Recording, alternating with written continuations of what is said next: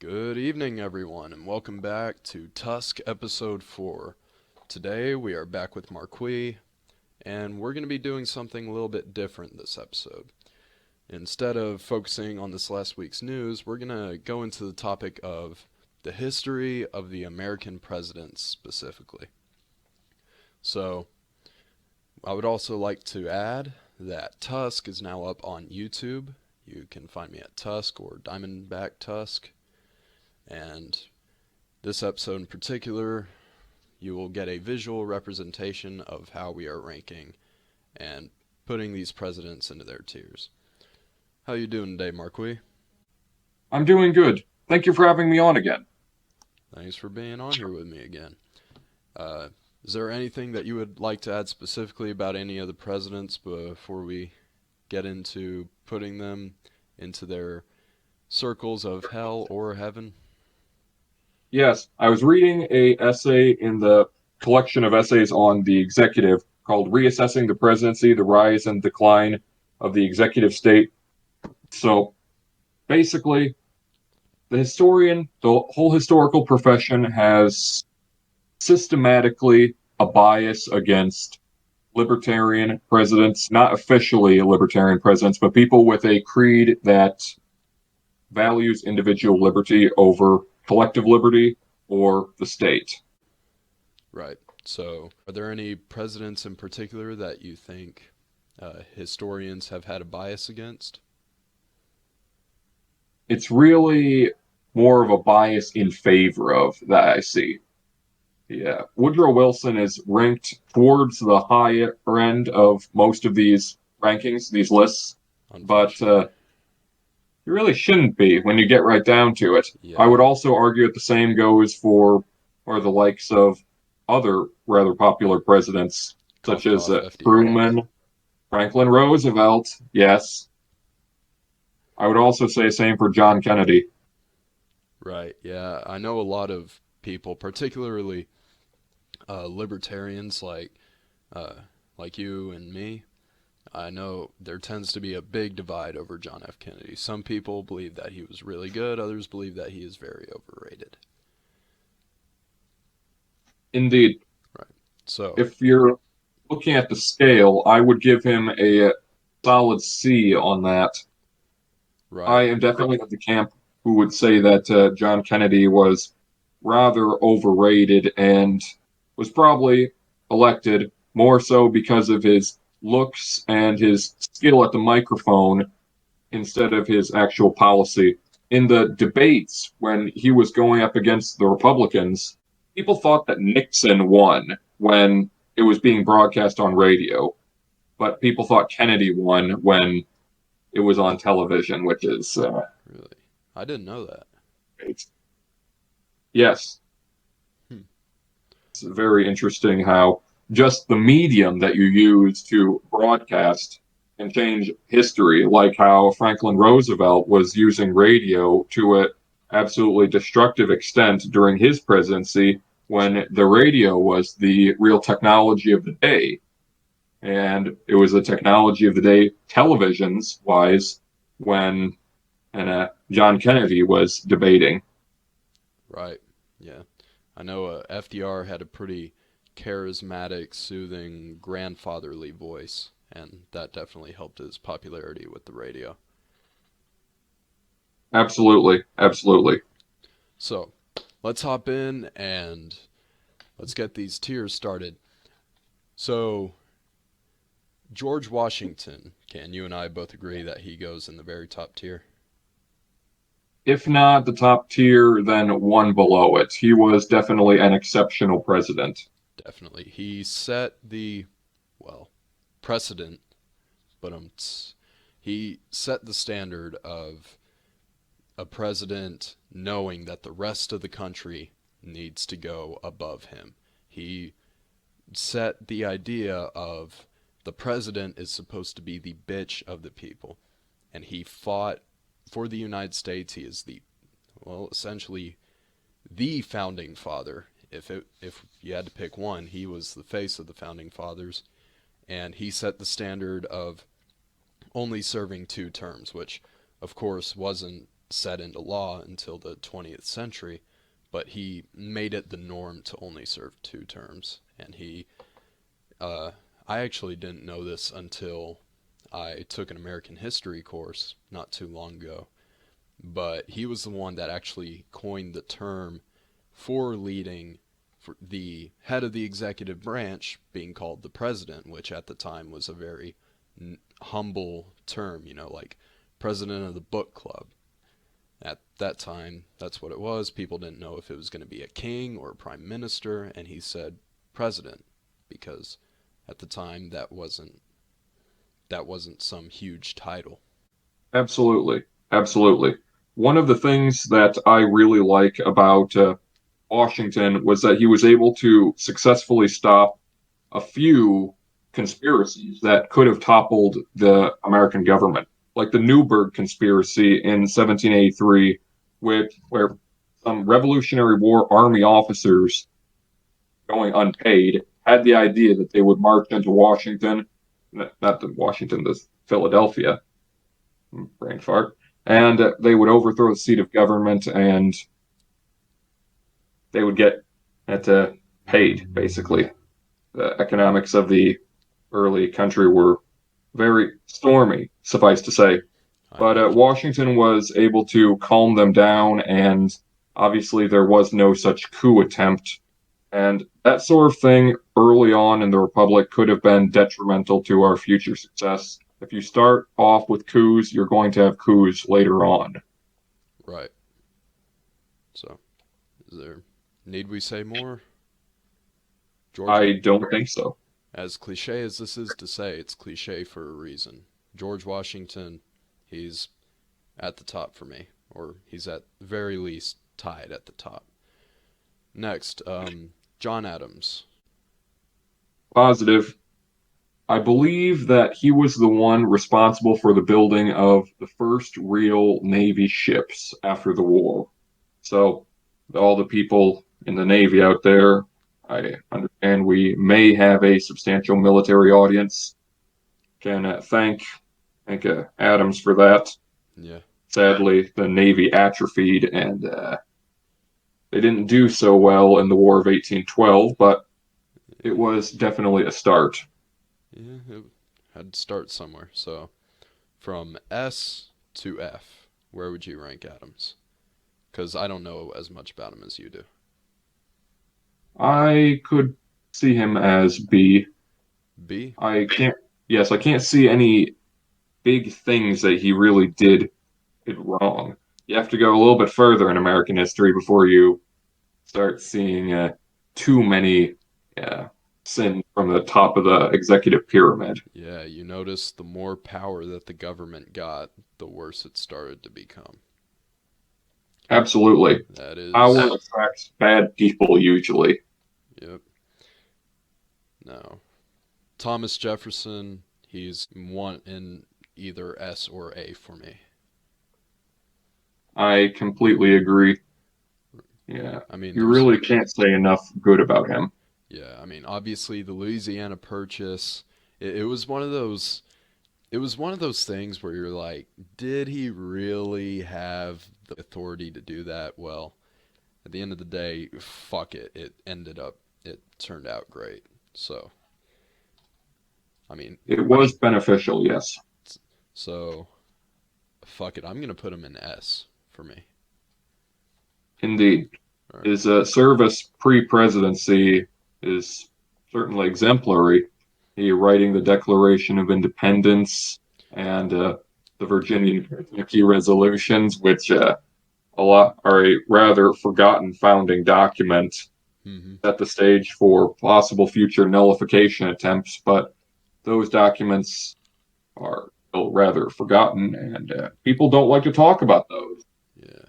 One criticism that I've heard, somebody said that they thought Thomas Jefferson was an overrated president because they said that he did a lot of really great things, but that almost all of them were done outside of his presidency, which I can understand that mindset. I I think one could argue that he was a better founding father than he was a president, but that doesn't take away from the fact that he did do good shit in his presidency, and he never did anything bad. So I still put Thomas Jefferson in either S or A, and for the sake of the video, I put him in S, up there with Washington. Absolutely, I agree with that. You have any thoughts on James Monroe? Other than the Monroe Doctrine, and not much. Definitely a supporter of the Monroe Doctrine and keeping foreign powers out of the Americas and allowing other countries in the Western Hemisphere to develop without the boot of the Europeans on their neck. The Roosevelt Corollary, which came along a lot later, was also useful to that extent. Definitely. So, James Madison, what are your thoughts on him? Probably a better founding father than a president because of the War of 18. Horribly botched from the beginning and led to us getting invaded and the White House burning down and just a total mess that could have been avoided. Yeah, so you consider him lower half? I would put him probably in the B range because just because of what he did before being president. I have a hard time divorcing his service at the Constitutional Convention and from his presidential career. Right. Even though the whole beginning of the War of 1812 never should have happened in the first place because the Brits had already sent out a letter to Congress saying that they would cease the practice of impressment, one of the biggest causes of the war. But while that was on the way, because it took so long to cross the Atlantic back then, we declared war on them. Mm-hmm. That's one of those quirks of history. And interestingly enough, at the end of the war, same thing happened again when the Battle of New Orleans was fought after the treaty was signed. Right. It's amazing how that works. Yeah. So James Madison, B, C. I think B is fair, but that's definitely mitigated by his service prior to the presidency, which I have a hard time divorcing from his presidential record. Right. So James Monroe, you and I were both fond of the Monroe Doctrine. Other than that, there's not much to say about him. So is that enough to just put him in the B area? I would say so. Right. It's more precedence that early republic needs. Mm-hmm.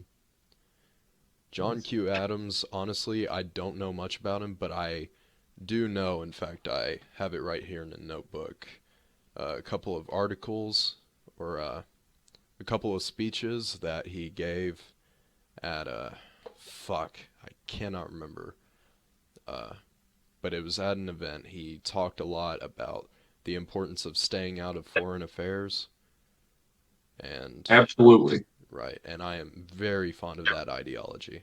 So that's probably enough for me to put him up in B. Absolutely. America goes not abroad in search of monsters to destroy. Right. That's just a perfect summation of what our foreign policy should have been for the majority of our time as a country. But that wisdom was ignored. We ignored it at our peril, and the 20th century happened. Mm-hmm. Need we say more? Yep. Andrew Jackson, holy fucking shit. If there is a president that can be an A and an F at the same time, it's Andrew fucking Jackson, in my opinion. He definitely has a lot of positives and a lot of negatives. He does have a lot of positives, such as dismantling a lot of federal powers, and in my opinion, he's a pretty fucking badass. I mean, an assassination attempt and you beat the motherfucker with your cane. Yeah, he was batshit fucking insane, but I mean, everybody already knows the Trail of Tears. That is hard to look past. I agree with that, especially because I'm a half Native American of the tribe Mohawks of Ganawage. He definitely wouldn't have gotten my vote if I was able to actually vote back then. Yeah, I mean, I like a lot of what he did, but that's a pretty hard thing to look past, so I usually put him in the C category. Yeah, that's a fair, if charitable, judgment. Yeah. All right. He was a very interesting character, like you said, but some of his policies he's leave a lot to be desired, and could get him accused of genocide. Yeah. Yeah, I can't apologize for it. I personally put him at D at least. You put him at a D? At least. Yeah. I can understand that. I guess, yeah, I'll knock him down to D. Again, I like a lot of what he did for dismantling the federal powers and being a huge believer in states' rights. But when you kill a bunch of people like that, yeah, you can't really just look past that. Now, we're going to skip ahead a bit towards James Buchanan, Old 15. A lot of people consider him to be one of the worst, if not the worst, presidents in American history.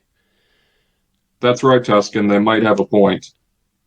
Under Yeah, his watch, a large portion of the United States pick up their stakes and they just left.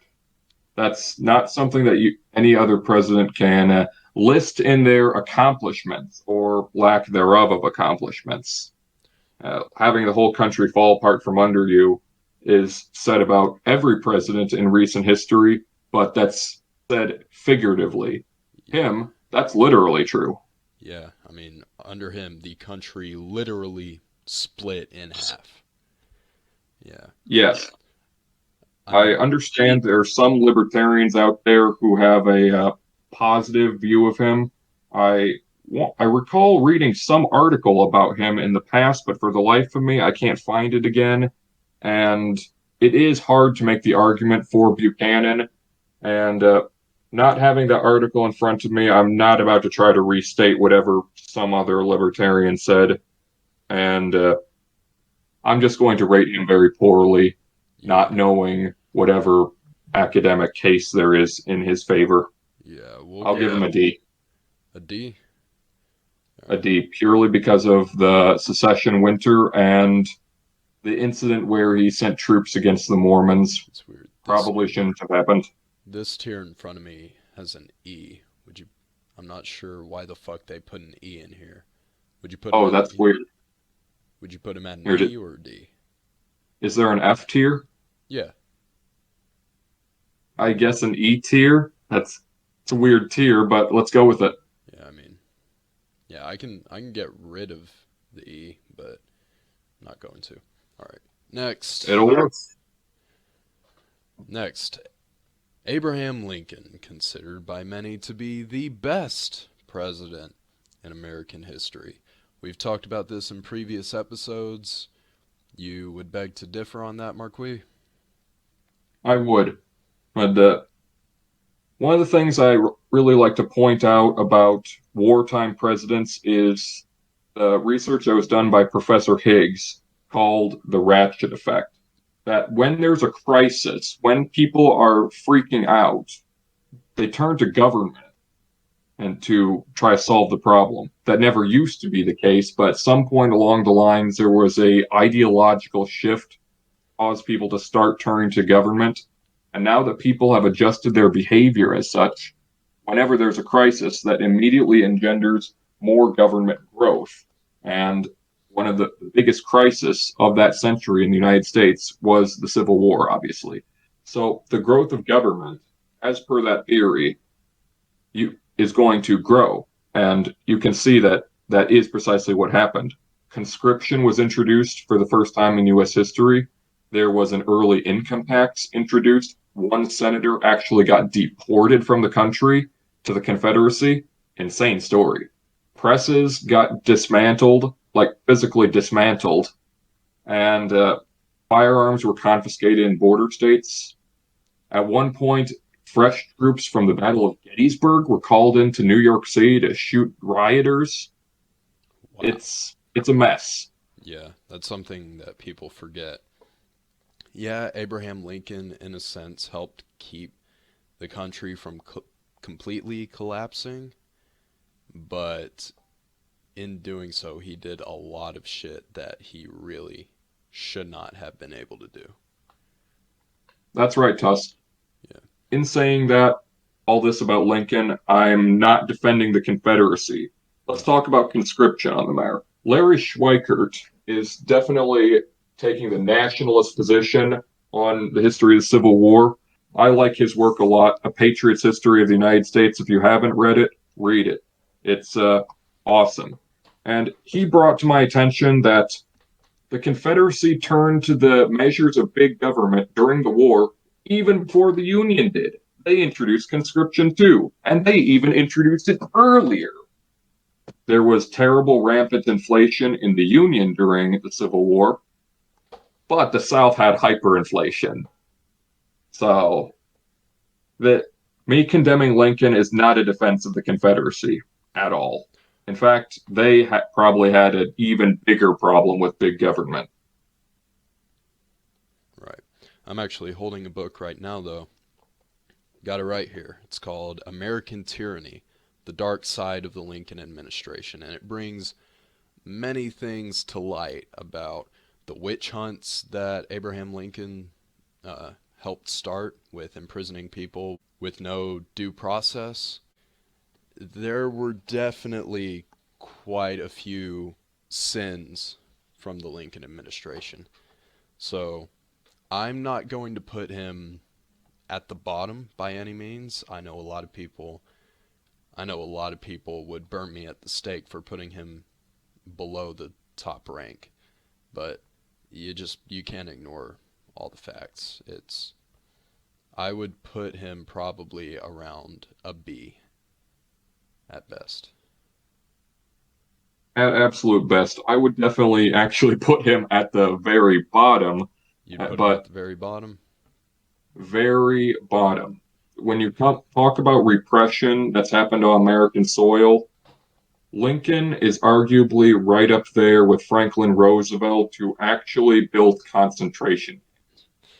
Yeah.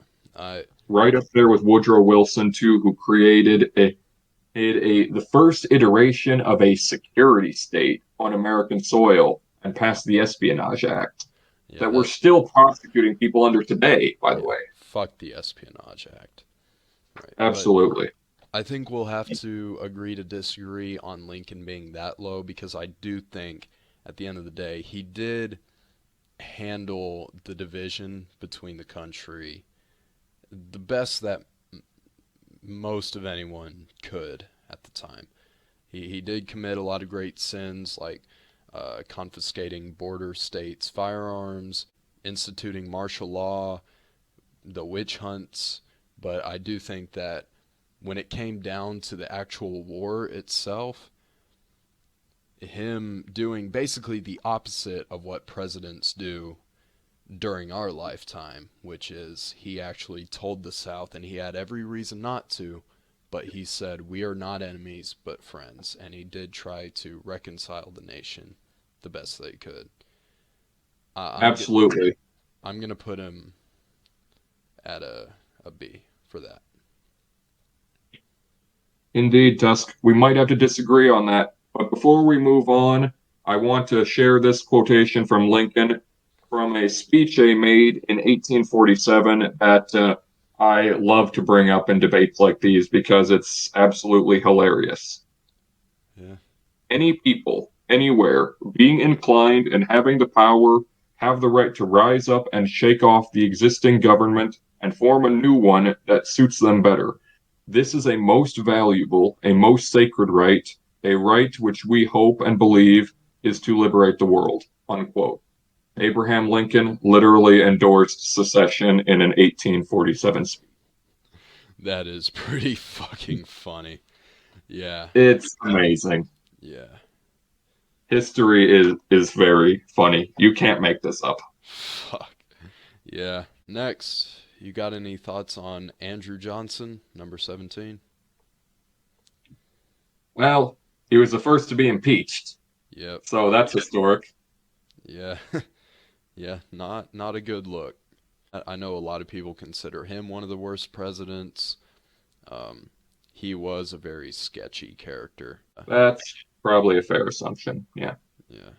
Well, Andrew Johnson did veto an extension of the life of the Freedmen's Bureau, which, although it was inadequate, it was one of the few things that was helping recently freed slaves.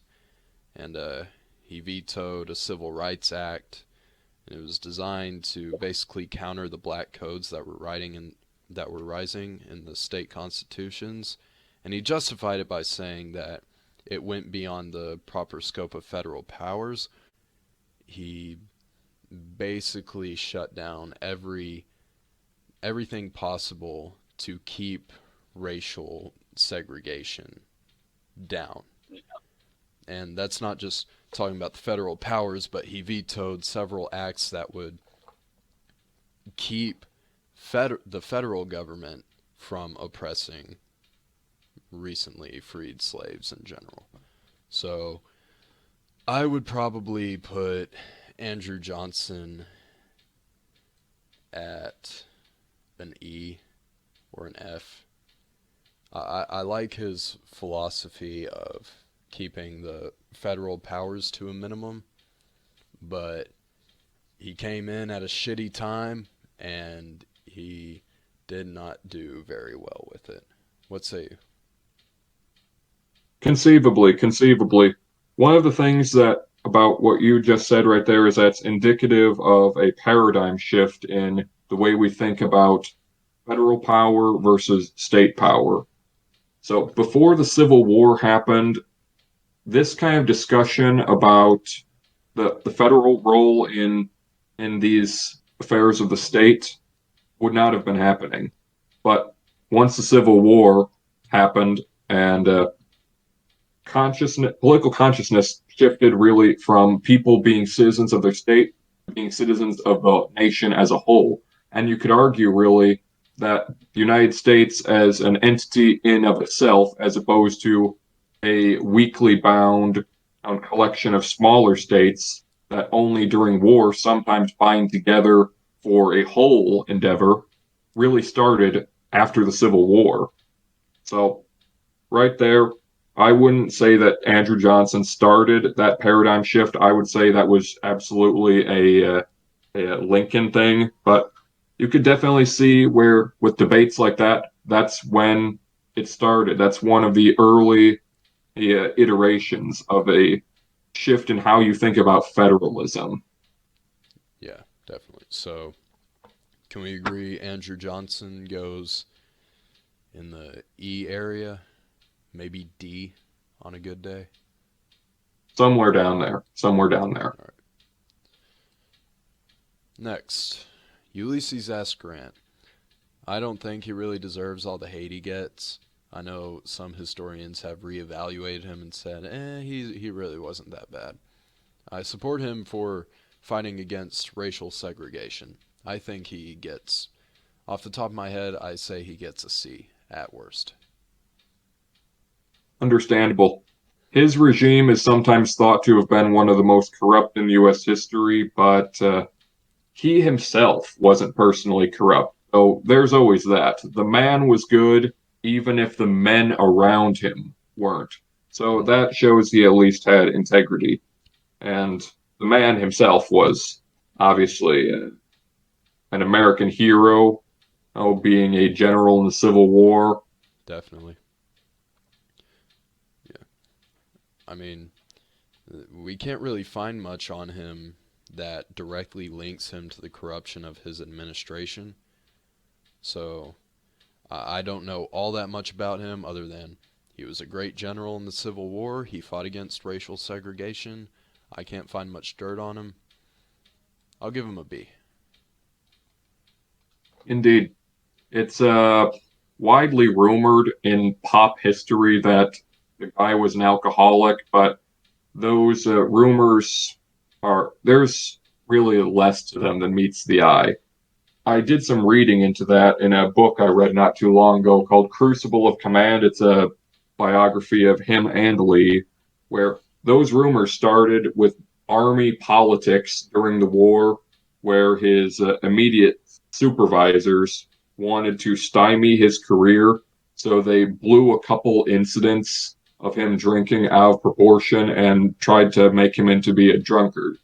But he was a binge drinker. He drank a lot, but he didn't drink on many occasions. So that's where the stuff came from, and he gets an unfair bad rap because of that.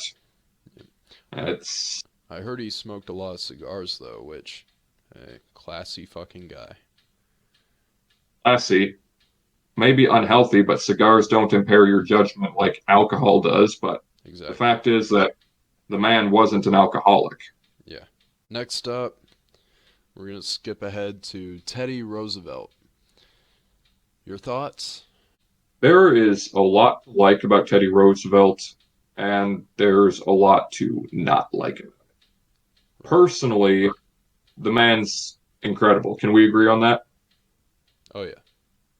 I mean, get shot during a speech and be like, oh no. Anyway. Indeed. If it's going to be the last speech of your life, you might as well do it right. That's insane. Can't imagine a modern president doing that, can you? No, our modern presidents can't speak even without getting shot. Absolutely. Absolutely. Yeah. When it comes to politics, though, uh, Theodore Roosevelt definitely has some problems. Antitrust. That's one of the big things that's associated with him. He's going to break up the trusts. There are good trusts and there are bad trusts, he says. And bad ones, we need to step in and the government needs to break them up.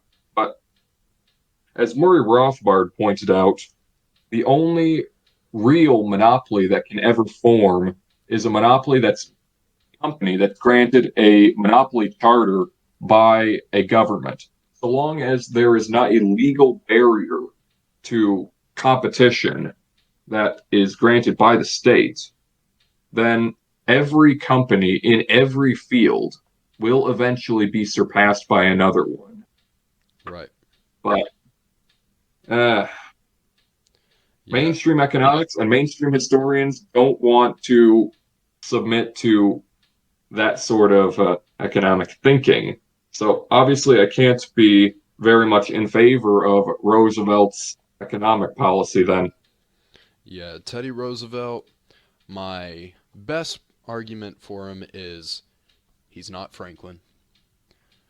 But I do think that, I mean, national parks are kind of nice, I guess. On the other hand, he did Could they support, be better if private industries made them themselves? yes, they would, as always. But I'd buy a subscription to a national park. fuck yeah. Hell yeah, that sounds badass. But Yeah. yeah, Teddy's policies of government interference with private industries, that definitely knocks him down a lot. I know a lot of people consider him to be one of the best presidents, like top three. I just can't agree with that. I think he was an outstanding man, but his policies I just can't really get on with. I know this is going to be controversial with us having Abraham Lincoln in the B category for me and at the bottom for you, but and Teddy Roosevelt not up there, but can we agree that Teddy gets about a C or a D? A C or a D, yes. All right. Because with Teddy, you also have to take into account he's one of the first presidents to have a real muscular foreign policy. That's And true. that had a lot of impacts down the road. We talked earlier about the Roosevelt corollary just a little bit, Mm-hmm. and that was good for keeping Europeans out of the Americas, but also led to a lot of interventions that just shouldn't have happened. Yeah. A lot of them in service of very explicitly private corporate interests that, again, shouldn't have happened. Mm-hmm. All right. Next. Oh, buddy. Woodrow fucking Wilson. This is going to be another controversial one. F. Fucking F. The worst president in American history. Bar none, he's the worst. It's him. I might not 100% agree, but I definitely put him in my bottom 3. Maybe not the worst in my eyes, but he is he's part of the unholy trinity. People praise him for starting the Federal Reserve. That's not a fucking good thing. His idea of basically wanting to turn the government into a pyramid scheme. He wanted the president to be the head of both the executive and legislative branches. Basically, president above all, kneel before me. He was also a staunch fucking racist, which is a bit forgivable for at the time. Back then, most people were racist to some degree, but he was firmly racist. Full-on white supremacist. Fuck Woodrow Wilson. Agreed. His racial views were bad even for the time. He was the first president to show a movie in the White House, and you know what movie he showed? He showed Birth of a Nation. That's a 3-hour-long Ku Klux Klan propaganda film. Mm-hmm. That's actually what it is. That's abhorrent. The first movie to be shown in the White House is Ku Klux Klan propaganda. That's disgraceful. That is very fucking disgraceful. You can't bring up Woodrow Wilson without bringing up the Espionage Act of 1917 and the Sedition Act of 1918, which were both thoroughly unconstitutional. Woodrow Wilson might as well have just wiped his fucking ass with the Constitution right there, restricting free speech if it's in any way insulting the military or the government in any way. How do you hear that and not immediately put Woodrow Wilson in close, at least, in one of the bottom 2 tiers? Absolutely. We're still prosecuting people under the Espionage Act today. I believe Julian Assange and Snowden both have Espionage Act charges against them. And if you're charging those American heroes with a national security violation and not giving them a medal, something's wrong. Definitely. Fuck Woodrow Wilson. I don't know why so many people actually consider him to be in one of the higher tiers. Fuck Woodrow Wilson. I think I can explain why some historians, and I would actually say most, do put him in one of the higher tiers. It's because they have a totally different view of what the United States should be like in the world, right? These are the people who think that the U.S. is messianic. It has a mission that needs to go abroad and evangelize the gospel, not of Christianity, but of democracy. We need to make the world safe for democracy. Where have we heard that before? It first came from Woodrow Wilson. These are the guys who think that through American money, blood, and steel, the whole world and all its sins from creation to the present can be extirpated. And it can only be done by us, and we have to do it. This is the logic behind war without end. And it did give us war without end. That's what happened in the 20th century. America going abroad in search of monsters to destroy. Contra Quincy Adams.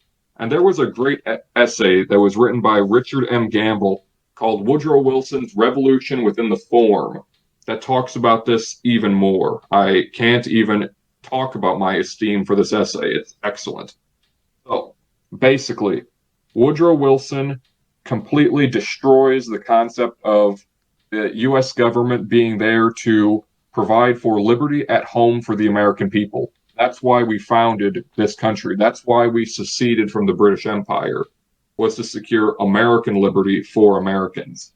We recognize in the Declaration of Independence that these rights are common to all men, but it's not the duty of these men over here in America to secure them for all men. Woodrow Wilson's Revolution Within the Form destroys this concept. that it is the duty of Americans to go and secure the liberty of the whole world. That's an impossible mission. It's also just counterproductive. I mean, Yes, especially when you think about it, a lot of the people, especially to the left, who praise Woodrow Wilson, they put down America and say that America needs to be more like other nations, but at the same time, America needs to distribute our wealth and our privileges to the rest of the world. Are we better than the rest of the world or not? And if here's the so, thing. why does that entitle them to our assistance in propping them all up? Indeed, it doesn't matter if we should do this or not. The fact is, we can't do this. It's beyond the reach of what guns, dollars, and steel can achieve. You can't change the world like that. You can't send armies abroad on an infinite crusade to destroy tyranny and think that this is going to work. We created a situation at the end of the war that was worse off when it was at the beginning. That's that's typical of government, actually. They tried to fix a problem and they made it worse at the end. And then they also gave the rest of the world false hope, thinking that America would come to their rescue at all times, that they had a blank, that they could cash, that they had a claim on our country, on our resources, on our dollars and blood. They thought they could do anything. Woodrow Wilson and his acolytes thought the United States was capable of anything. And while that sounds good in theory, it's not actually true. Yeah. Yeah. No country is capable of doing what he set. And by setting a goal that high, he set us up for a century of failure. And until we abandon the Wilsonian foreign policy, this country is going to keep getting into endless wars and it's going to keep failing. Yep. And we can thank our current president, and we'll get to him. We'll get to him in a minute. We'll get to him. But we can thank him right now for prolonging it. So, next, Warren G. Harding. Warren G. Harding gets a bad rep. A lot of it's due to who he slept with. Honestly, I don't think he was really a bad president, especially since one of his big things was being very anti-Wilsonianism. He was opposed to the League of Nations, and I believe that also by proxy means that he was against the 14 points, which fuck the 14 points. He was also very free market, to my understanding. I'm not aware of him having too many big accomplishments, but the economy did start doing really fucking well under him. So, fuck it. I'll put him at a C. Indeed, I would probably put him even at a B because of the other presidents that he was around, other all these big government presidents. He's between you've got the World War I presidents, which oh god, the revolution within the form, and then on the other side, a decade or so hence, you've got the World War II presidents and the immediate aftermath, which took the developments of the revolution within the form and made it so much worse. Right. Yeah, I Judging did. by his company, he's good because he's not like them. Yeah. Yeah, basically. My own personal opinion, I don't think that does enough to drive him up, but I can see him being a B. So, I'll put him like high C, maybe low B. That's Calvin fair. Calvin Coolidge, he gets an A for me. I fucking love Calvin Coolidge. He's a top 3 president for me. Very pro free market, very charismatic in a sense that he was, silent Cal. He was a man of few words, but when he did speak, he spoke powerfully. Um, and honestly, it's funny how he ranks very high for me in part because he didn't do much. He pro free market, laissez faire. I fucking love Calvin Coolidge. Under him, the economy soared. The Roaring Twenties. He he represents virtually everything I love in a president, which is, hey, I'm president. You can forget that I'm president.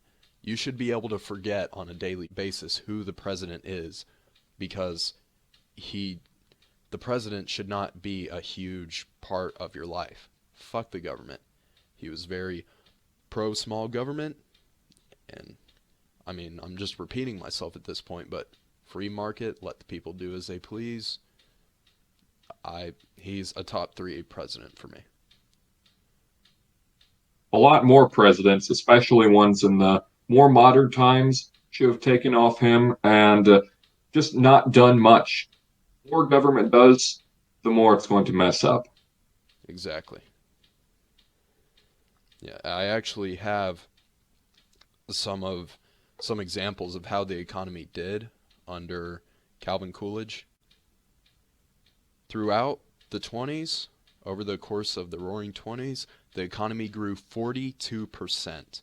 The average GNP rate annually was 4.7%. The national debt was halved from 33 billion to 16 billion by 1929. The US produced nearly half the world's output and processed wealth equivalent to all of post-war Europe. It added up to roughly 40% of the world's total wealth. That is the beauty of a free market. It absolutely is. One of the reasons that he gets an A for me. Definitely. Government is best when it governs least. Absolutely. You can expect success from the state in proportion to its activist status. If it's going to be active, it's going to continue to mess things up. Government is a hammer when you want to have like gloves and your hands to manipulate the object. If you're trying to fold origami, you're not going to fold it with a hammer. That's what you're doing when you're trying to export a duty to the government. You're trying to fold origami with a hammer. Amen. I'm glad we can agree. Silent Cal, fucking A1. Absolutely. Right. Which brings us to a not so good president, number 31, Herbert Hoover. I put him at an E. And only because the guy that came next to him did more of what he did. Contrary to popular belief, Herbert Hoover was not by any means a hands-off guy. He was very hands-on, just not as much as the next guy. The economy crashed, and then it just got worse and worse. And, well, that feeds into what I'll say about the next guy. What say you, Marquis? That's correct. It's an ahistorical pop history, a falsehood that he is some sort of a rugged individualist, free marketeer as a president. He may have personally believed those things. He actually did say the words rugged individualism, but his policies don't line up with that. And again, we're going to end up repeating ourselves if we go into depth about the programs he started, but to just avoid that, he did a early version of the New Deal himself, and funny enough, the Democrats, when they were campaigning against him, said that he was a spendthrift and that the Democrats were going to rein in Republican fiscal irresponsibility. But then they proceeded to launch the New Deal. So you really can't make this up. Yeah, it's funny how FDR gets a bunch of credit for what Herbert Hoover really did, and they blame Herbert Hoover for not doing what he did, and they praise FDR for doing what was already being done. It's weird, but we're bringing him up now, old FDR. Oh, buddy, we're gonna get so many death threats for this. FDR, F. Fuck FDR. Second to worst. Woodrow He's Wilson is worse, but not by a whole lot. Yep. I kind of flip these two and one more. I kind of consider them just one president, really. Just three in one because I can't really decide. But FDR, it's kind of agreed upon, even though it's debated whether or not it started it, that the stock market crash, they consider that the starting point of the Great Depression. It's, again, it's debatable if that's what caused it, but I digress. At that time, the economy crashed, and normally, when the stock market crashes or when an economy goes into a recession, it's usually over within, what, 5-ish years at most? And yet, the Great Depression lasted a decade. A fucking decade. And FDR is praised as having pulling us out of the Great Depression. A UCLA study estimates that FDR prolonged the Great Depression by as much as 8 fucking years. I really don't see the conclusion that people come to say that FDR pulled us out of the Great Depression. Neither do I. Yeah, I mean, the way that I see it, and most people put it, their praises for FDR are equivalent to he was president at the time that it happened, or at the time that it ended, and therefore he is responsible for pulling us out. No. Social Security should never have been a thing. I'm sorry to any old people listening to this. God bless you, and I do not in any way blame you for taking Social Security. That's something that I hear is people say, oh, well, my grandparents live off of Social Security. That's all they have. Should they not take it? No, absolutely you should take it, because that's your fucking money that you've paid your entire life. Actually, it's, how much? I don't know, fucking 10% of what you paid your entire life? And now Social Security is kind of going into a crisis because people are living longer and therefore they're owed more money until they die. And we're kind of running out of money to give them. So they're going to end up having to tax us more to pay for something that somebody else is already owed that they've paid for their entire life. Social Security is a fucking disaster of a policy. Indeed. It made a lot of sense, or at least more sense than it does today when they started it, because the idea was that you're going to have several dozen and even several scores of people paying into it versus people taking money out of it. But now that's flipped to just a few people paying into it per one person going out of it. Now the math is completely collapsed, so it doesn't make sense anymore. But again, it was morally wrong in the first place. Shouldn't have done it. But I digress. When you talk about Franklin Roosevelt, though, and you talk about his domestic policies, it's the welfare state taken in toto that you've got to talk about. It's the fact that he created the first iteration of the cradle to grave welfarism in this country. Gone through a couple evolutions. It was Franklin Roosevelt. Then it was LBJ and the Great Society. It took a little bit of a hiatus after the Great Society crashed the economy.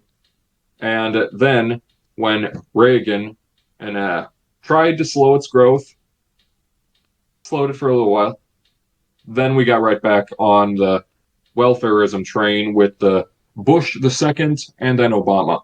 And now that the coronavirus pandemic is just making the government feel like they can have several $trillion deficits.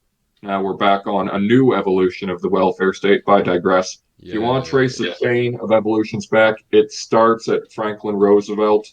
He's responsible for all the other evolutions that come after it. Right. He started it. I credit FDR for being a big reason why we have so many people today that feel like socialism and big government is a great thing. It likely descended from people who were fans of him during his presidency. Like, he was a big, I feel like he was the spark plug for the new mindset of yay big government. And That's precisely it. Yes. with that said, again, back on the Social Security and welfare, it's evil. It's fucking evil. You are not entitled to anybody else's hard-earned money. And no, I'm not saying it's exactly communism. It doesn't matter if we're directly redistributing wealth or not. You are taking someone else's money. You are taking a part of their paycheck and giving it to somebody else. That's evil. That is theft. That is greed. Contrary to what people believe about capitalism, saying capitalism is greed because you want to keep what you earn, socialism is taking money from somebody else. And I'm not saying that the welfare society was directly socialism either, because socialism is, by definition, government control of the means of production. But it's a socialistic idea. It's a socialistic program. Welfare. Taking somebody else's money and giving it to somebody else. That's theft. A poor person is no more entitled to a rich person's money than a rich person is to a poor person's money. That's basic moral logic.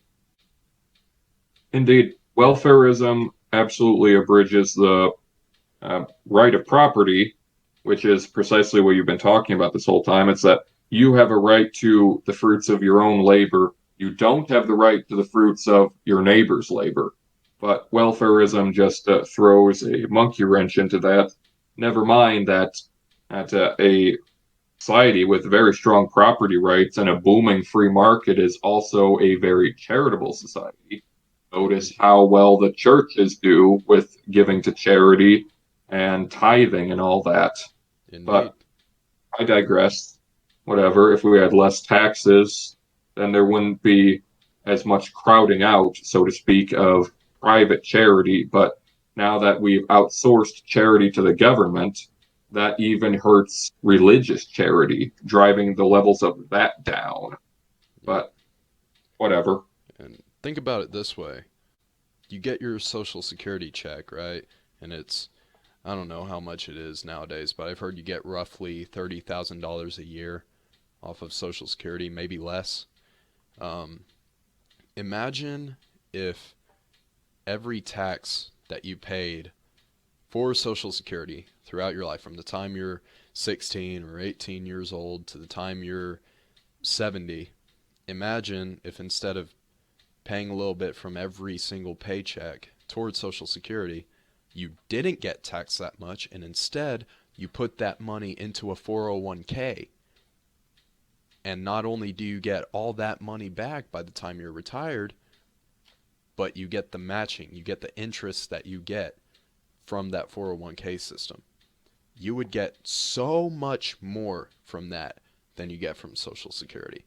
And it doesn't cost taxpayers a dime. And a lot of people on the left will say, well, not everyone's going to do that.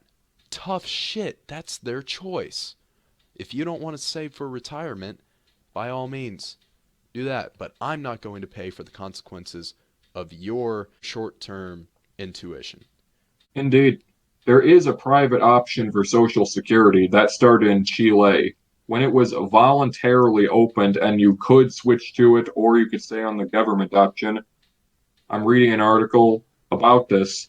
It's by Peter J. Fiera, hard name to pronounce. Over 90% of the workers in the country had voluntarily switched to it, or 2 years had passed. If a private Social Security system can't deliver the goods, do you really think 90% of the people would have voluntarily chosen that over the government-managed one? I say we be like Milton Friedman. Give the people the option to have money put into privately run Social Security systems and not force them to contribute to a common pool that, in all likelihood, young adults that are paying into it right now are not going to see money from, or they're going to see it in a depreciated form, or, God, I hope the United States even lasts that long at this rate, but I digress. Free to choose, private Social Security, works in Chile, will work here. Amen. But of course, there's the whole putting Japanese Americans into concentration camps. Absolutely lovely. But that's an entirely new rabbit hole. Yeah. I do think besides that, FDR's leadership in World War II, it definitely could have been worse, but his decent leadership in World War II, other than obviously rounding up Japanese Americans and throwing them into concentration camps, I don't think any of the good outweighs the bad and the harm that we are still suffering today from his godforsaken presidency. Certainly not. Second to worst. Yeah. F. Out of my sight. Next up, Harry S. Truman. I'm divided on Harry Truman.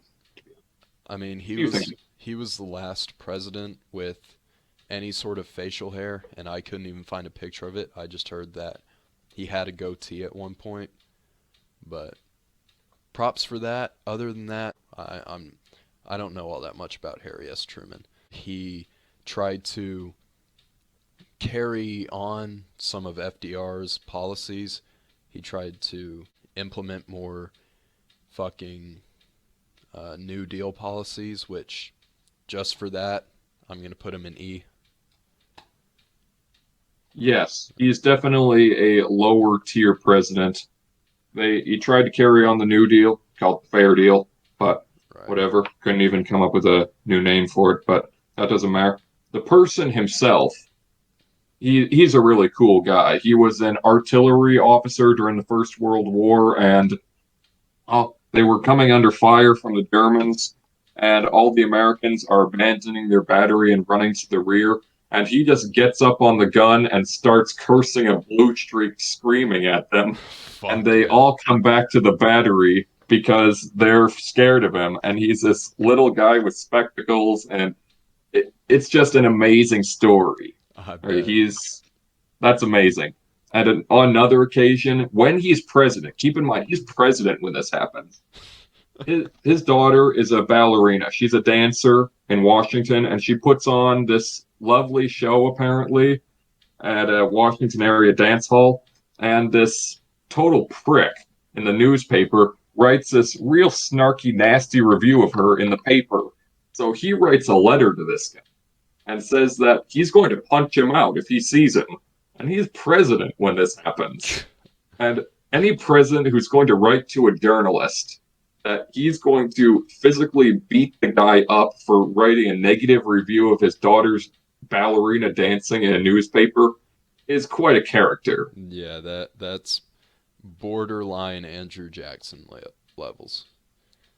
Oh yes, as a person, I love of Harry Truman, but policy-wise, not so much. The same criticisms that apply to the conduct of World War II with strategic bombing, specifically, also apply to Harry Truman. Everything that applied to Franklin Roosevelt definitely applies to Harry Truman. And what are your thoughts on the strategic bombing campaign in World War II? Mine are quite negative.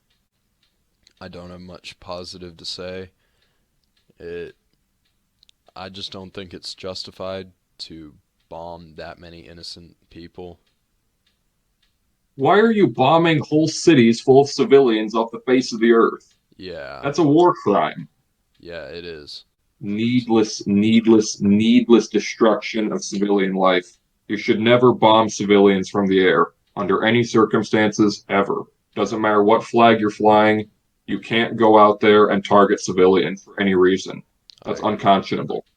I agree. But I think that brings us to the end of Truman. Dwight D. Eisenhower. Another president that I am ashamed to admit that I don't know enough about. Well, he ended the Korean War, and my grandfather and great uncle both fought in that under the Eisenhower presidency. Hell yeah. In the trenches in the army. So that's cool. Yeah. He did threaten to deploy nuclear weapons and the Korean Peninsula, which That's was not cool. that's very uncool, but the war didn't end too much longer after that. So I guess one of the first examples of the nuclear bluff came in handy, which is good. That saved some people's lives, but it's Right. nuclear bluff. That's a very dangerous game to play, and I personally would have no part of it. Yeah. So I guess I'll put Dwight D. Eisenhower at a C. Just because I don't know enough about him, but what I do know about him, it seems to be evenly weighted. It,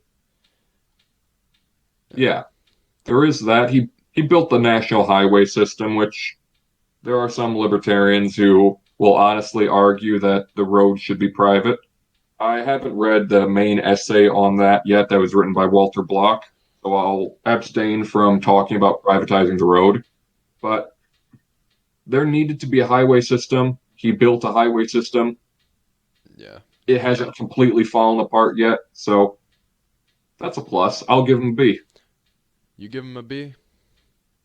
I honestly Oh, will. I'll keep him at maybe a high C.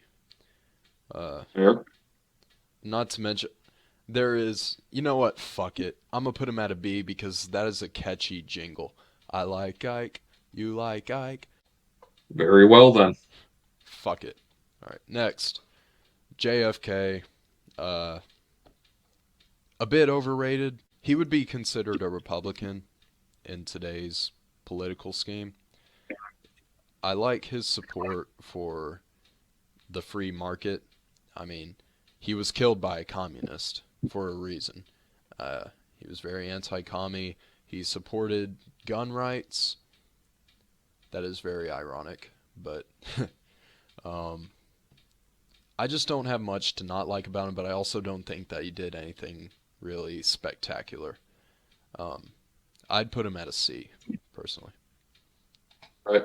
People remember him for two reasons, really. One, the Cuban Missile Crisis, and under his leadership, he managed to avoid ending the human race, which Yeah, is that's good, even headed, but that's quite a standard. And the other is that, quite frankly, he was the most recent president to be assassinated. right. Very terrible. He had some potential, probably could have done better. Would have been exciting to see what he could have went on to do, but he's a martyr. And Americans, we like the underdogs, we like martyrs. So historians now have wrapped a mythology around Camelot and the Kennedys. A lot of that probably is going a little bit overboard. He definitely would take capitalism to socialism, but the man was totally on board with the Keynesian consensus and thought an economy is basically an engine, and that we can break out the tools, the sprockets and gears, and we can just adjust it, and we can make whatever outcome that we can engineer. Turns out that doesn't actually work that way. And the policies of him and his successors led directly to the crash of the 70s, but of course, the crash of the 70s gave us the Reagan Revolution, so there's a silver lining in every cloud. Definitely. And this brings us to LBJ. I'm putting him at an E. Definitely. Yeah. I'm not sure he quite merits an F, but No, geez. he is saved from the F category by the Civil Rights Act, and only the Civil Rights Act. I really can't think of anything else good that he did. The fucking Hey, LBJ, how many boys did you kill today? God knows how many. Yeah, Oh my God. Vietnam War, the whole the Great Society, disgusting. Fuck that shit. He's he misses the F category by a hair. Uh, the Civil Rights Act is basically his only outlining. Not to mention, as a man, he was a complete fucking psychopath. Not to mention a racist. And wait, really? Yes, there were some recordings that were made, I believe, aboard Air Force One, that where he said some racial epithets, let's call them, that is definitely a negative. especially because the context, the time period he was talking in. I think the Civil Rights Act honestly might have been an episode of Realpolitik where he was just playing politics. Really, that's new to me. I was not made aware of that. I'll definitely have to look into that. But Yeah, I have a cynical view of him. yeah, I'm not a fan of LBJ as a person or a president. Richard Nixon. I know a lot of Republicans have a soft spot for Richard Nixon, but I am not a And Republican and I do not. I am putting him probably, honestly, probably at an F. I can't think of anything really good that he did. He prolonged the Vietnam War, many, many scandals, and Watergate is only one of them. He prolonged the Vietnam War for his own political gain. I am not a fan of Richard Nixon. absolutely, neither have I. One of the things that I really like to talk about with Nixon that's completely overlooked in most discussions of him is the price controls. If Right. there was one thing that caused the crash of the 70s, that was it. Yep. You set the prices of goods across the economy, you're going to throw everything into disarray. Prices are the coordinating metric by which all goods go to the right places. If you don't have prices that reflect the actual conditions of the market is going to go haywire and it's going to do insane things. I was reading a book by Cowan and Tabarrok not about last year where they described the state of affairs that happened after these price controls, and especially on heating oil was the example they used. So they lowered the price artificially of heating oil, so it would be more affordable is the idea. Hmm. Well, they didn't make enough heating oil, so there just wasn't enough to go around when the winter came.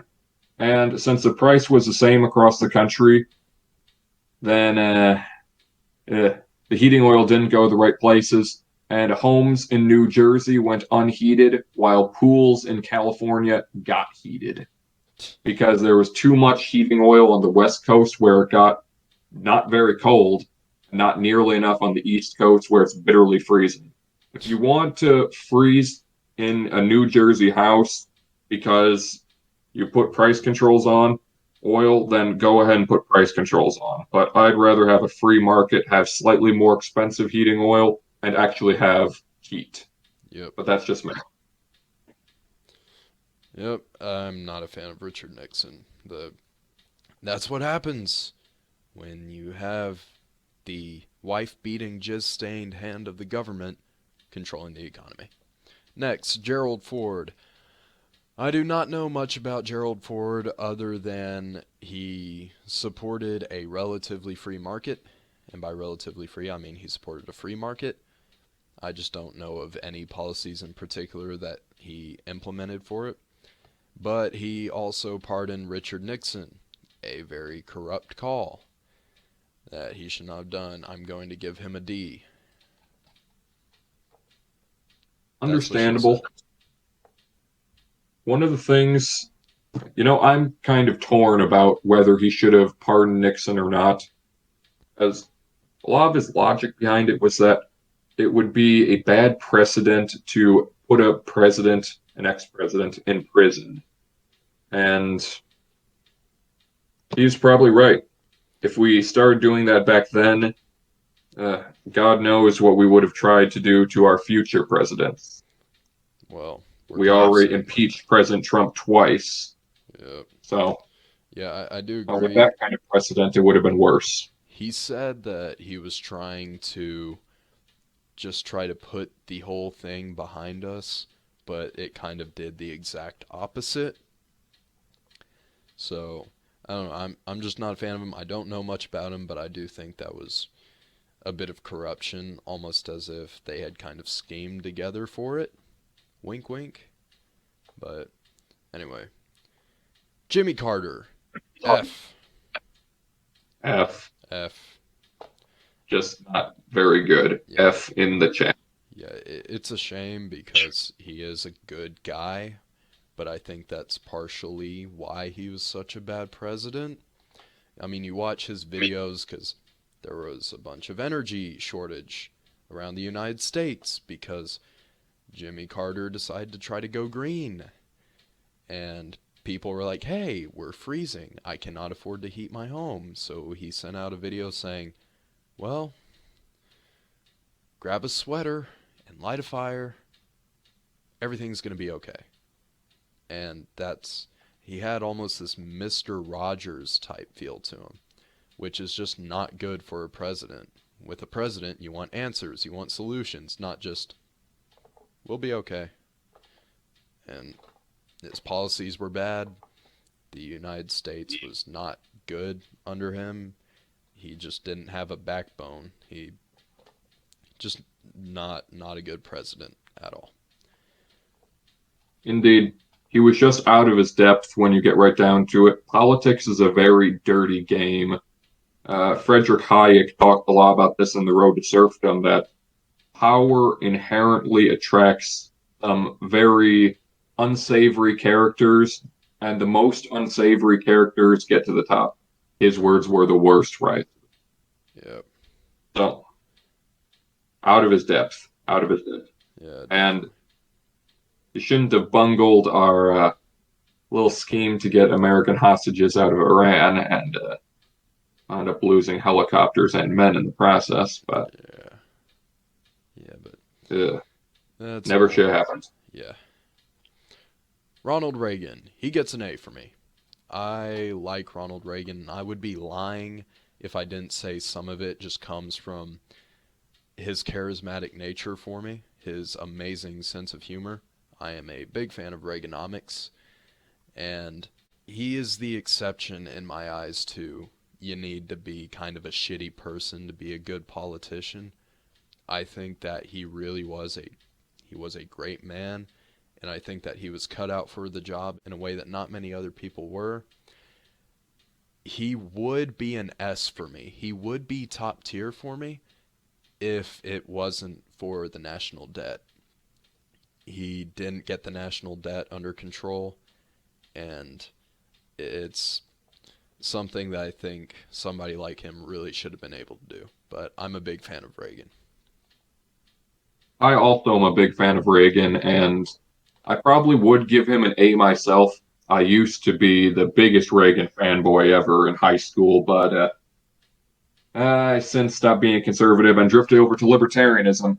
But yeah, growing the size of the government, growing the national debt, running a deficit in peacetime, ostensibly peacetime at least, and failing to tackle the welfare state in earnest. That's one of my big problems with him, is that he believed all the right things, but there was too much bureaucratic and congressional inertia to get any real work done on welfare reform.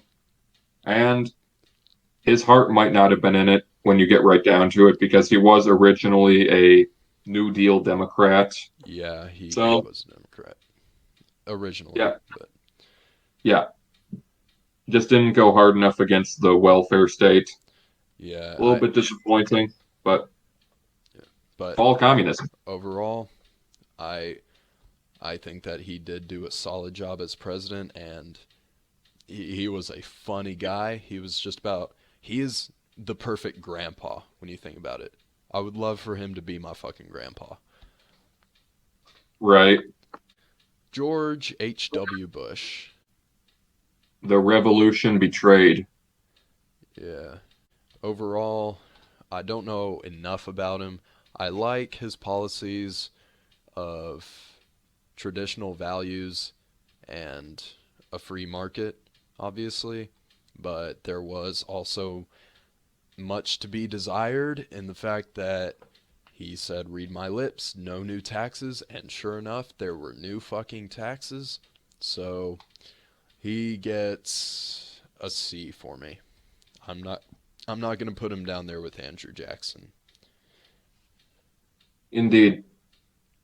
I have a big dislike for Herbert Walker, because before him we have the Reagan Revolution, right? Yeah. It's Bill Buckley and Goldwater basically coming to power, even though they're basically receding from politics by then. So Reagan, you got them, got great people around him. They're in power. Herbert Walker comes in, and he's the first of the neocon Republicans when you get right down to it. He's, again, another Wilsonian trying to make the world safe for democracy, going out there and destabilizing the Middle East and all that, and sowing the eventual seeds for the second Iraq War. Mm-hmm. So, yeah, the economic policies at home, like you said, not a big fan of at all. But it's just the betrayal that he was Reagan's VP. He was supposed to continue the Reagan Revolution, but he betrayed it. Yeah. That See hurts. that. D. You put him at D? Very disappointing. D for disappointing. You know what? Yeah. What you said makes a lot of sense. I didn't think about it that way. Bill Clinton. I mean, he could have been worse. When it comes to Democrats in the modern day, he definitely could have been worse, but not a whole lot worse. I'm stuck between D and E. Yeah, it's got to be pretty down there. Yeah. Because of him, the dignity of the office is ruined. It never got the dignity back it lost during the Monica Lewinsky trial.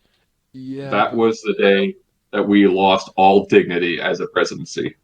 Yeah, but at the same time, that doesn't say much about his policies. I mean, this was back when the Democratic Party and the Republican Party were still able to look each other eye to eye and say, we both want what's good for the country.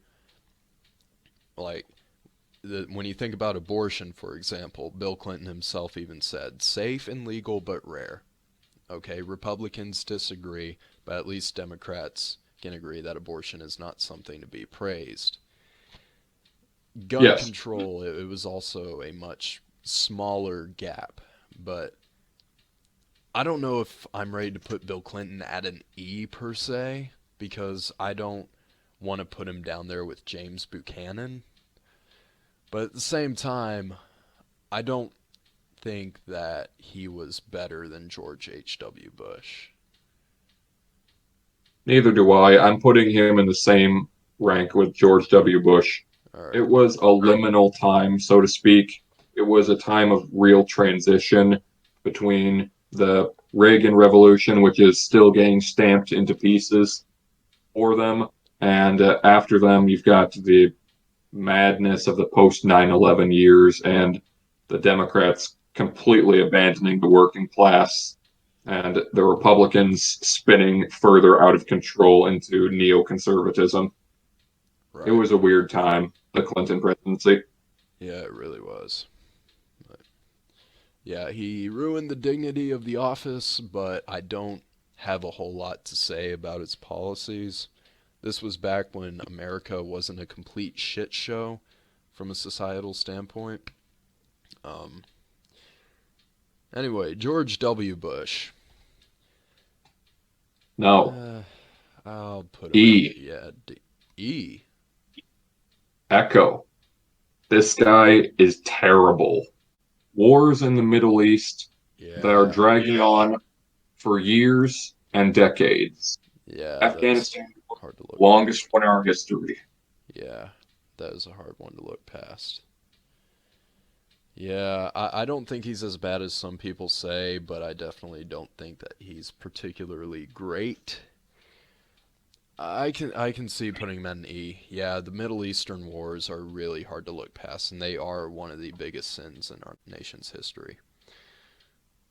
It's just a perfect example of hubris. Again, we thought we'd be able to build the world in our image. We were still believing the Wilsonian fallacies that we could reform the world through dollars, steel, blood, and guns. But that's not actually how the world works. You can't make Afghanistan, that has no history of democracy, into a democracy by going over there and bombing shit. That's not how the world works. You need years of building civil society institutions. You need to liberalize the market. You need to not break the chains of tradition, but you need to make them sit less heavily on people's shoulders so there is room to innovate. You can't do it by killing people. That's not how you change societies. That's a recipe for further violence, and that's precisely what we got in the years ahead. Yeah, Afghanistan still isn't stable 2 decades later. yeah. George W. Bush has always been iffy for me. I know some people who love him, and I know some people who despise him. It's funny, when it comes to Republicans, when Barry was in office, they were like, Obama is the worst president in history. And now, when Sniffy the Clown's in office, they're like, never mind. And then for Democrats, when George W. Bush was in office, it was, Bush is the worst president in history. And then Trump was in office. And they went, never mind. It's funny. Right? Like, Sniffy is the Trump, but for Republicans. And Obama was the George W. Bush. I don't know. It's funny how they got that trade off. Barry. Indeed. Barry gets an F for me. Fuck Barry. Fuck the Affordable Care Act. Fuck his shit in Syria. Fuck the taxes. Fuck the way he just restructured society in a way that makes me want to puke in my mouth. I'm definitely giving him a D. A D? Or not a D. I keep forgetting that there's an E. Yeah, I keep I was forgetting about that. to say, you were. That's so weird. I'm But sorry, man. E. Yes. I'm giving him an F. I mean, with the current guy in office, I often forget how bad Barry really was.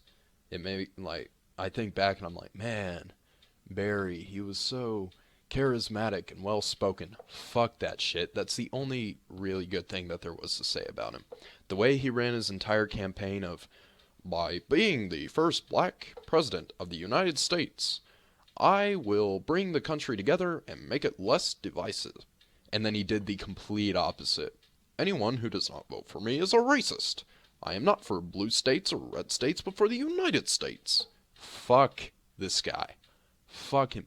Fuck the Affordable Care Act. Fuck that. I can't believe people actually think it's a good thing.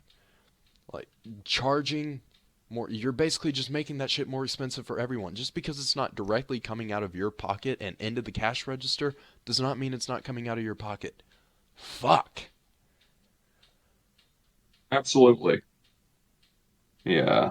Yeah, Yeah, I definitely give him a D because you mean an E? he Echo? I keep forgetting that. That's so weird. But Yeah, it is weird. he's the most recent iteration of the welfare state. It's just another leap up. It's another ratchet. It's another or increase, a geometric increase in what we expect the government to do. And now we're not going to be able to get rid of that and tamp down people's expectations without a major ideological shift, because now we expect the government to do even more. So he's responsible for one of the latest ratchets that it's impossible to get around. That Don't is forget, that foreign. don't forget the bombing in Syria. Bombing Yeah, civilians in Syria. That's never that's right. excusable. He is so well spoken that people just kind of pushed it to the side and forgot about it. All right. Indeed. There was some book, I forgot who wrote it, but it's literally 500 pages of them spending a paragraph talking about everything that he did wrong, and it's 500 pages of that. It's just hundred after hundred of entries. I don't know how they assembled that many, but it was really something to read. I believe it was called The Worst President Ever. I think I've heard of And that book. yes, it's quite a read. I imagine. I wouldn't put him as the worst president ever, but he's definitely up there for me. Indeed. All right. Orange Man. I put him at B. Yeah, I know. I can hear the groans already. Fuck you. He is not an F. So many people considering him one of the worst. He is nowhere near one of the worst. I am not a Trump supporter because I admit He did do a lot of stupid shit. But when you actually look past the Orange Man bad scheme, he did quite a few things right. He, yeah, his rhetoric. I honestly, if I was just going off of his policy, he would be a very high B, maybe even a low A, because I like a lot of his overall idea. He just had terrible execution with a lot of it. I still think if he had stayed off Twitter, he would have won both elections by a landslide. But a businessman who comes in and understands national security, strong military, free market, tax cuts, not just for the rich. People say that just helps the rich. It does not just help the rich. It helps everybody. There really wasn't much for me to hate on other than being the biggest spender up until recently. And this is a small thing, but I think it says a lot. The T-21 Act that he signed, as a matter of principle, I despise that. The T-21 Act illegalizing tobacco sales for 18 to 20-year-olds, as a matter of principle, why should the government be telling 18, 19, and 20-year-olds, grown adults, consenting adults, telling them, no, you can't do this because it's bad for you? As a matter of principle, I have to say, fuck that shit. That's where I was like, come on, Trump, you're better than this. But besides that and being the biggest spender in American history, I really can't think of much that Trump did that I would knock him down a tier or more for. I give him a B. I think that's fair. For me, the jury is still out on just what impact he's going to have on American history. It's a B or a C. His agenda was stymied. He couldn't get nearly as much done as he should have been able to. Congress and the bureaucracy was excessively hostile to him, and if he had a little bit more or uh, or cooperation, then there wouldn't have been nearly this many problems. But history is what it is, not what we want it to be. Yeah. Yeah, like you said, some things are definitely very unlikable about what he did, like the T-21 law, like you brought up. Lysander Spooner wrote that vices are not crimes, and he definitely made that vice into a crime. I can't countenance that. Uh, Foreign policy hits and misses. Economic policy also hits and misses because you've got at the beginning you've got tax cuts and all, but at the end you've got the first of the COVID aid packages that are spending True. trillions of dollars apiece. Yeah, So I forgot about that it's one. all hit and miss. Yeah. Either The way, historical story is going to be out on that one for a while. yeah, it might change over time, as my American history course specifically said. Nobody really knows how Trump will go down in history yet. But for me, right now, he gets a B. I'll Speaking of probably more B, tentatively say a C. you would say a C? I understand that. More tentatively. Anyways, this brings us to our last one, Sniffy the Clown, in which I am putting in the tier below F. Not necessarily saying that he's the very worst yet, but as a combination of two things. One, we don't know how it'll go. We're only halfway through his term, so there's no telling if maybe he could end up bringing himself into potentially at E. I don't see him going any higher than a very low E. And, well, putting him at the bottom because the way it seems, he is right now the third of the unholy presidential trinity. Woodrow Wilson, FDR, and Sniffy the Clown. Right now, they're sort of 3 and 1 for the worst president in history, in my eyes. No matter which way you spin it. I mean, Biden was handed a recovering economy, strong national security, and All he had to do was come in, not touch anything, and take all the credit. And he would be hailed by Democrats as this great savior of America. But he had to come in like a fucking bus through a brick wall and just wreck everything. Everything good that Trump had done, he completely destroyed. Everything wrong that Trump did, he made worse. There is very, very little good to say about him. And if there is any good, I can't think of it off the top of my head. Absolutely. There's a lot of things wrong with his presidency. I really loved how he titled that last multi-trillion-dollar aid package. I don't think it was multi-trillion, can't think of it, but around $1 trillion aid package, the Inflation Reduction Act. But the Wharton School of Business model concluded that that's actually going to increase inflation, but just whatever. Yeah. I guess facts don't matter. And then the icing on the shit cake of that whole ordeal was that DC threw an inflation reduction party right after it was signed. They threw a fucking party. And guess who was there? Not any of the actual working class or middle class who would be helped by inflation reduction. It was a bunch of bureaucrats in DC that aren't affected by the shit anyway, partying it up, saying, fuck yes, inflation reduction. Yeah, no, fuck all of it. Fuck this guy. Fuck his administration. And I guess we should take a few minutes here because we've shit on him in virtually every episode so far, but we haven't truly gone into detail about how he's been such a fucking awful president in every way, shape, and form. I've heard from one of his defenders that one of his upsides, they said, well, he never promised to be an amazing president, and if you look past expectations for him, he's actually doing a really good job. First of all, fuck that shit. Every part about that is wrong. Secondly, they said he got us out of Afghanistan with little to no fuss.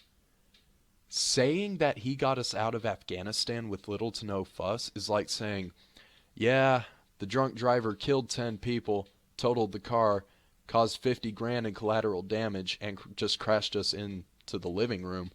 But hey, he got us home pretty quick.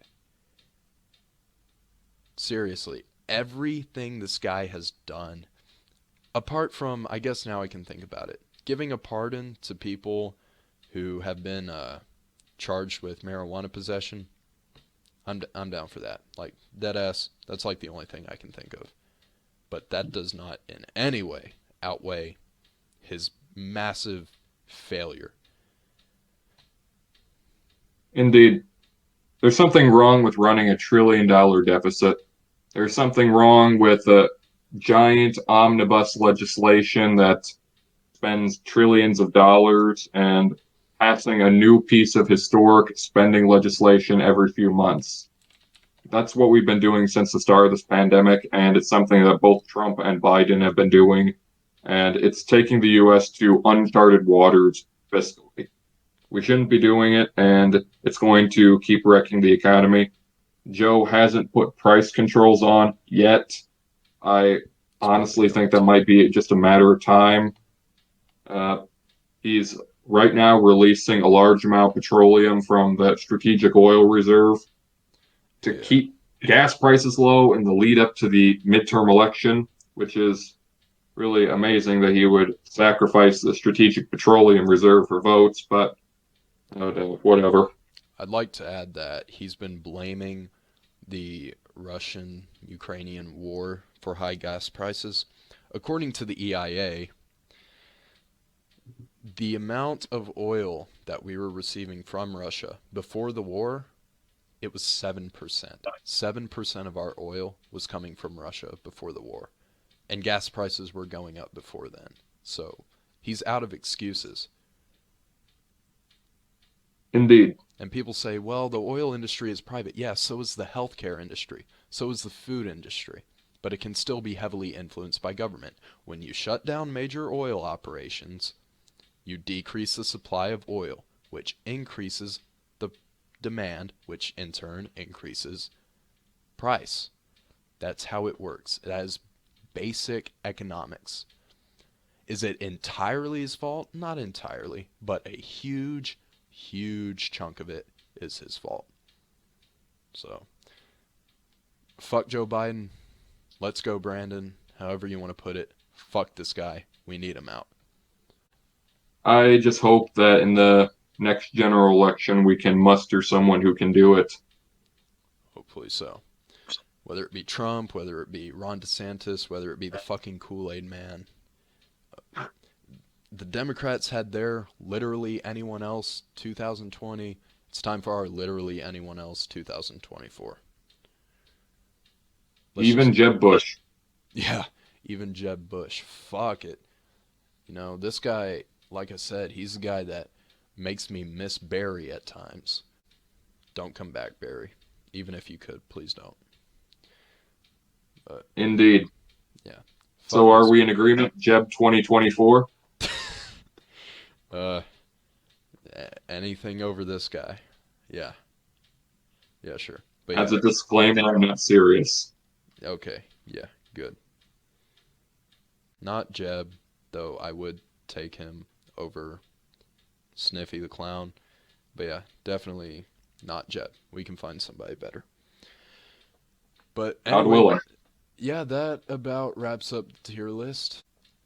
As y'all can see to our people watching this on YouTube with the new channel that is up, yeah, it's going to be pretty controversial. We definitely have a lot of people that are going to disagree with us on many, many levels. But